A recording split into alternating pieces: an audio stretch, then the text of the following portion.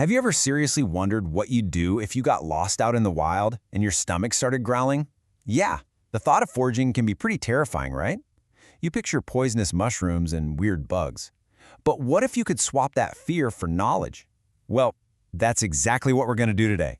We are going to completely demystify the idea of finding food in the wild. So here's our game plan. First, we're going to talk about why you absolutely should not panic about food. Then we'll get into the single most important safety check for any unknown plant. After that, we'll start stocking your mental pantry with some reliable wild plants and protein-packed critters. And we'll wrap it all up with the one tool that trumps everything else, your mindset. All right, let's dive right in.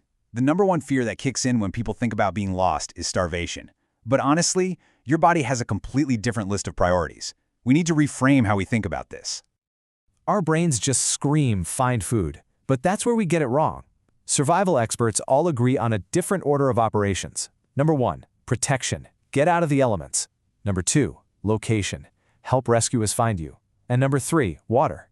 Food, well, food is a distant fourth. Why? Simple. You can go for weeks without eating, but only a few days without water, and sometimes just a few hours without proper shelter. This right here from the SAS Desert Survival Guide is one of the most comforting bits of survival wisdom you'll ever hear. And what it's really telling you is you have time. Panicking about food on day one is just wasted energy. Knowing this gives you permission to take a breath, think clearly, and tackle your most urgent problems first. And that right there is the key to making smart decisions. So let's say your immediate needs are met. You've got shelter, you've got water. Now, you can start thinking about food. But what if you see a plant and you have absolutely no idea what it is? Well, for those real, last-ditch emergencies, there is a methodical test that can be your ultimate safety net. It's called the Universal Edibility Test. And let me be clear, this is not a party trick. It's a very careful, very patient process for when you have no other options.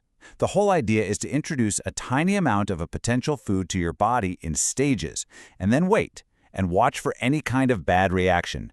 Caution is everything here. Okay, so let's walk through it. First, you break the plant down into its parts, leaves, stems, roots, because one part might be safe while another isn't. Then you start outside the body. Rub a piece on your skin, wait, see if you get a rash. Nothing? Good. Now you escalate. Touch a tiny piece to your lips. Wait, any burning? No? Then a tiny piece on your tongue, and spit it out. If everything is still totally fine after a few hours, only then do you eat a tiny bite and wait again for several more hours. This process is not a race. It's a slow, deliberate conversation with your environment, and patience is the only language that works. And let's be absolutely crystal clear on this. The edibility test is your last resort. It is not your first option. Your number one go-to tool is positive identification. If you have any doubt, even a tiny sliver of doubt, the rule is simple. When in doubt, leave it out. It is never, ever worth the risk. Okay, now that we've covered the most important safety rule, let's get to the good stuff. Let's start learning how to recognize a few common, reliable wild edibles. Think of this as stocking up your brain's pantry for the outdoors. First up on our list is the prickly pear cactus. If you ever find yourself in a dry, arid region, this plant is an absolute powerhouse. Yeah, it looks intimidating, but it's actually a treasure trove of both food and water. So how do you actually use it? The trick is dealing with the big spines and those tiny, fuzzy, and incredibly irritating hairs. The reddish fruits? They're delicious. You just have to peel them carefully. You can scrape the hairs off the green pads, then boil or roast them. And you can even roast the seeds and grind them into a kind of flour. It's a one-stop shop for survival food. All right, let's move from the desert to the water's edge and meet the cattail. People call this the supermarket of the swamp, and for a really good reason. You can use pretty much the entire plant for something. The real genius of the cattail is its versatility. It's like a different meal depending on the season. In the spring, you've got the young shoots, which are like a wild vegetable. The rootstock at the bottom is a year-round source of starch you can turn into flour. In the summer, you can collect the yellow pollen and add it to things for extra nutrients. You can even boil the immature green flower head and eat it like corn on the cob. It's an unbelievable resource. So plants are great for calories and carbs. They give you fuel. But protein is what rebuilds your body and keeps you strong. And that's where small critters come in. They offer a huge nutritional reward, but they also force you to make a really critical survival calculation. This right here is the most important math you'll ever do in a survival situation, the energy trade-off. Animal foods are packed with good stuff, but going after them costs you calories. You must never spend more energy than the meal is going to give you back. It's survival economics 101. And that's why focusing on small, easy-to-catch critters is always your smartest move. And really, what's easier to catch than insects? Look, I get it. It might not sound amazing, but bugs are everywhere, and they are an incredible source of protein and fat. In a real survival situation, getting over that ick factor could literally save your life. Finding them is the easy part. Just start flipping over rocks and logs. The important part is the prep. You're going to want to cook anything with a hard shell, like beetles or grasshoppers, to kill any parasites. And you definitely have to remove the wings and any spiky legs. You don't want those getting stuck in your throat. Roasting them actually makes them taste better, kind of like a nutty flavor. Next up, another super available protein source that's literally right under your feet, the good old earthworm. They are just packed with protein, and they're incredibly easy to find, especially if the soil is damp or it's just rained.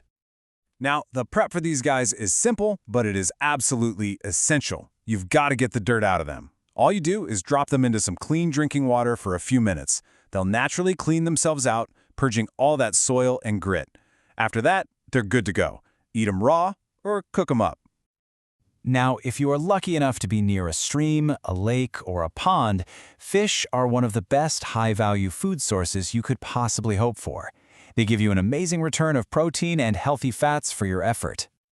But preparing fish correctly is completely non-negotiable if you don't want to get sick. First, bleed it right away.